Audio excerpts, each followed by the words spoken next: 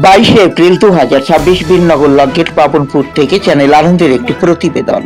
নোয়াপাড়া বিধানসভার বিজেপি প্রার্থী অর্জুন সিং এর হয়ে ভোট প্রচারে আসেন শান্তনু ঠাকুর। মতুয়া দলপতিদের বরণ করেন তিনি। বক্তব্যে মতুয়াদের সম্পর্কে কোনো বক্তব্যই রাখেননি তিনি। তবে চ্যানেল আনন্দের সাংবাদিকের মুখোমুখি হয়ে তিনি জানান, মতুয়া ভোটাররা যারা বাদ পড়েছেন তাদের সিএ আবেদন করে তবে ভোটার হওয়ার আবেদন করতে হবে। প্রবেশ পথে শান্তনু ঠাকুর বিরোধী পোস্টার দেখা যায়, অর্জুন সিং বিরোধী পোস্টারও মিলে, তাতে উল্লেখ থাকে অর্জুন ভাগ। ভারত মাতা কি, ভারত মাতা কি, ভারত মাতা কি, ভারত মাতা কি, ভারত মাতা কি।